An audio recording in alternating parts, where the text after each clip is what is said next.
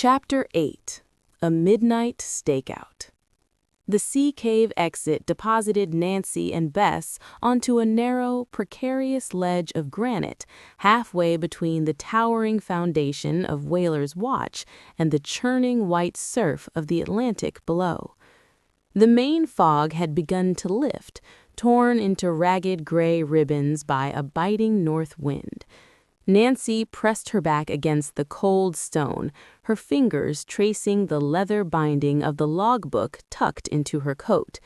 She could see the distant flickering lights of Blackwood Cove harbor, where the dark silhouette of the Lucifer tugboat sat low in the water, its smokestacks belching a steady, oily plume. "We have to get to the harbor, Bess," Nancy whispered, her blue eyes fixed on the ship. "If that tugboat clears the breakwater, the Coast Guard won't be able to catch it in this mist. That logbook is the only thing that proves Clara and the captain are working together." Bess looked down at the freezing water and then back at the steep cliff path. "Nancy, my legs feel like jelly, and how are we supposed to get past Arthur?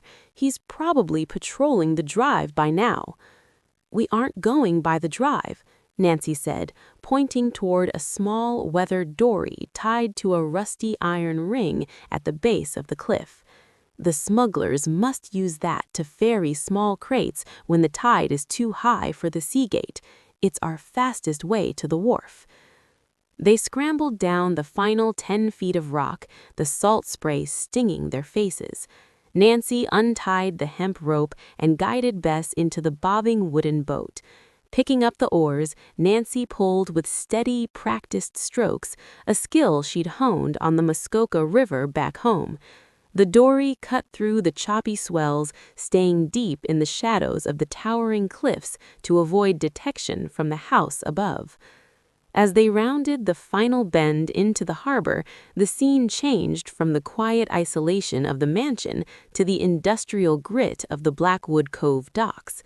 The wharf was a forest of masts and crane arms, smelling of diesel, wet wood, and drying fish. Nancy steered the dory toward a secluded slip behind a stack of weathered lobster traps and old oil drums.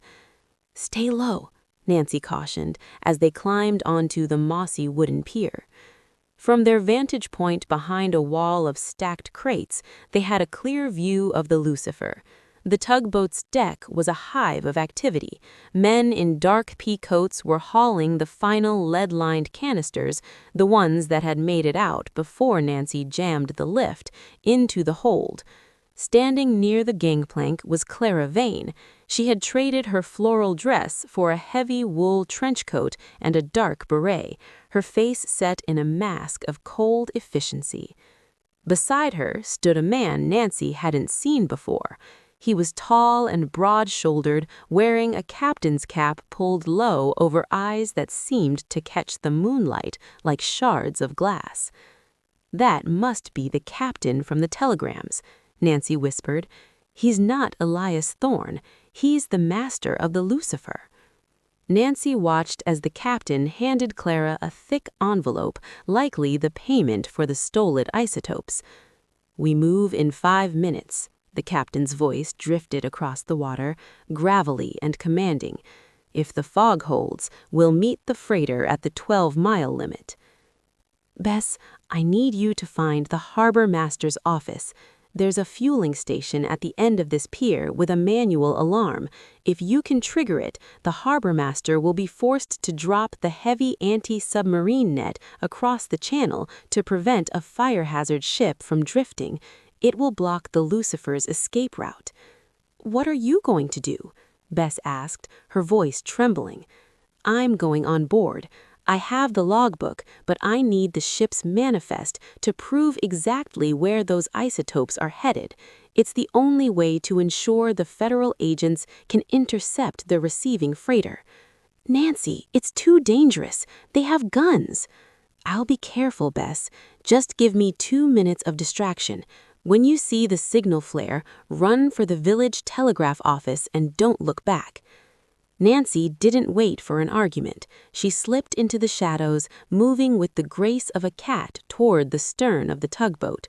She waited until the deckhands were occupied with the heavy winch, then grabbed a dangling cargo net and hauled herself upward. She rolled onto the damp wooden deck, pressing herself against a coil of thick hawser rope. The engine of the Lucifer began to thrum, a low-frequency vibration that rattled Nancy's teeth. She crept toward the mahogany-paneled wheelhouse, her eyes darting for any sign of Clara or the captain.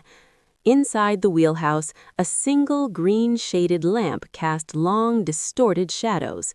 Nancy slipped through the door, her heart hammering against her ribs. On the chart table lay a rolled-up document secured with a heavy brass compass.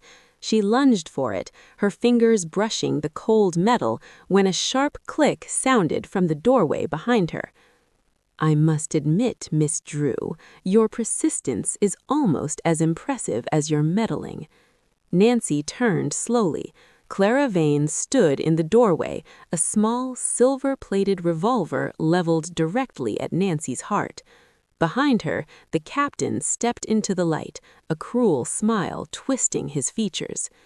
"You've played a good game, but the game ends here. In 5 minutes, we'll be in international waters, and you'll just be another unsolved mystery of the Maine coast." To be continued.